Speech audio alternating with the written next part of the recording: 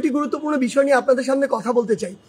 একটি বিষয় হচ্ছে যে আমরা দেখছি গতকালকে থেকে বাংলাদেশের বিভিন্ন জায়গায়, ঢাকা শহর থেকে শুরু করে বিভিন্ন অপ্রত্যাশিত ঘটনা ঘটছে, সহিংসতার ঘটনা আমরা শুনতে পাচ্ছি। আমরা আপনাদেরকে স্পষ্ট করে বলতে চাই, এই যে বাংলাদেশের ছাত্র সমাজ একটি এত বড় আন্দোলন করেছে, একটি ফ্যাসিস্ট একটি সরকারের যে একটি পতন ঘটিয়েছে, সেটি আমরা এই কারণে করিনি যে একজন নির্যাতক চলে যাবে আরেকজন নির্যাতক এসে সেই জায়গাটি নিবে। এটি আমরা আমাদের জায়গা থেকে কোনোদিনও মানব না। বরং এই যে নির্যাতনের যে প্রসেসটি রয়েছে, যে সিস্টেমটি রয়েছে, এই সিস্টেমটি ছাত্র সমাজ বা বর্তমান বাংলাদেশের যে প্রজন্ম তারা চায় না। সেই নির্যাতনের সিস্টেমটি চেঞ্জ করার জন্য আমরা আমাদের এই আন্দোলনটি করেছি, এই অভ্যুত্থানটি ঘটিয়েছি পুরো বাংলাদেশের মানুষকে নিয়ে। সেই জায়গা থেকে বিভিন্ন রাজনৈতিক মতাদর্শ, সে বিরোধী মতাদর্শ হতে পারে কিংবা বিভিন্ন যে রাজনৈতিক মতাদর্শে যারা ছাত্র সংগঠন বিভিন্ন রয়েছে, তাদের কথা বিভিন্নভাবে শোনা যাচ্ছে যে তারা প্রতিহিংসার বশবর্তী হয়ে এই বিভিন্ন ভাঙচুরগুলো চালাচ্ছে।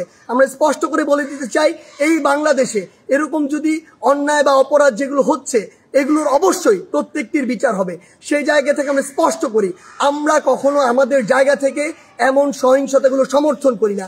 একটি দল 15-16 বছর ধরে বাংলাদেশে এই একটি রেজিম চালিয়েছে, একটি যে স্বৈরাচারী ব্যবস্থা চালিয়েছে, আবার কেউ এসে যদি এটি চালায়, তাহলে আসলে পরিবর্তনটা হলো কি, লাভটি হলো কি? আমাদের প্রত্যাশার সাথে এটা কোনোদিন প্রাসঙ্গিক হয়? কখনো হয় না। তাই আমাদেরকে এটা আমাদের কাজের মাধ্যমে প্রকাশ করতে হবে যে আমরা যে বাংলাদেশের স্বপ্ন দেখি সেটি আসলে আমরা সত্যি করতে চাই।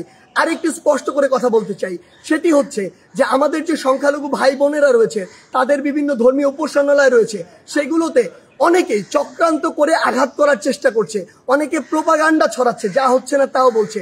সেই জায়গা থেকে আমাদের সকলকে, সকল ধর্মের বর্ণের সকলকে এই দায়িত্ব নিতে হবে যে আমাদের যে ভাই বোনেরা এটি শিকার হচ্ছে, তাদেরকে আমাদের প্রোটেক্ট করতে হবে। একটি জিনিস মনে রাখবেন, 1971 যখন বাংলাদেশ স্বাধীন হয়েছিল, কোনো নির্দিষ্ট ধর্মের মানুষের কারণে স্বাধীন হয়নি। এই বাংলাদেশ একটি অসাম্প্রদায়িক দেশ এবং এখানে সকল ধর্মের মানুষের এই যে প্রচেষ্টার ফলে বাংলাদেশ আজকে এই পর্যায়ে, কিংবা আজকে 2024 সালে দাঁড়িয়ে যে অভ্যুত্থানটি বাংলাদেশে ঘটেছে, যে স্বৈরাচারের পতনটি ঘটেছে, সেটি কোনো একটি নির্দিষ্ট ধর্মের মানুষের কারণে ঘটেনি। সেটি পুরো বাংলাদেশে বিভিন্ন ধর্মের, মতাদর্শের, বর্ণের গোষ্ঠী যারা রয়েছে, সকলের সম্মিলিত প্রচেষ্টায় ঘটেছে। সেই জায়গা থেকে আমি আপনাদেরকে এটা স্পষ্ট করে জানিয়ে দিতে চাই, যারা এই কাজগুলো করছে অবশ্যই তাদেরকেও বিচারের আওতায় আনা হবে। কিন্তু আমাদের দায়িত্ব হচ্ছে আমরা আমার জায়গা থেকে আমাদের আশেপাশে বিভিন্ন সংখ্যালঘু ভাই বোনদের যদি কোনো বাড়িঘর কিংবা ধর্মীয় উপাসনালয় থাকে, আমরা নিজেরা গিয়ে সেগুলোকে প্রোটেক্ট করব। সেই দায়িত্বটি আমাদের। কারণ আমাদের আসলে স্বাধীনতার এখনো শুধুমাত্র একটি প্রাথমিক বিজয় হয়েছে, চূড়ান্ত ধাপে আমরা যাইনি। এটি ভুলণ্ঠিত করার জন্য অসংখ্য দেশের বাইরের অপশক্তি তাদের সর্বোচ্চটুকু দিয়ে চেষ্টা করছে। কিন্তু আমরা যদি এই অপকর্মগুলো প্রশ্রয় হতে দেই, তাহলে আমাদের এই যে স্বাধীনতার যে চূড়ান্ত বিজয়, সেটি কিন্তু অনেক কঠিন হয়ে যাবে। সেই জায়গা থেকে সকলের কাছে অনুরোধ যে আমাদের সকল ভাই বোন যারা এই অত্যাচারের শিকার হচ্ছে, সেগুলোর আপনার পাশে গিয়ে দাঁড়ান, সেগুলোর প্রতিবাদ জানান।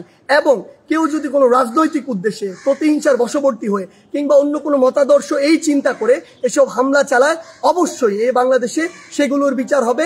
আপনারা সবাই সবার জায়গায় সচেষ্ট থাকুন, যতক্ষণ না পর্যন্ত এই বাংলাদেশে জনগণের ভোটে, জনগণের দ্বারা নির্বাচিত একটি সরকার না প্রতিষ্ঠিত হচ্ছে। ধন্যবাদ। সংবাদ, ফিচার ও অনুষ্ঠানের জন্য ভিজিট করুন সংবাদ প্রকাশের ওয়েবসাইট এবং যুক্ত থাকুন ফেসবুক পেজ ও ইউটিউব চ্যানেলের সঙ্গে।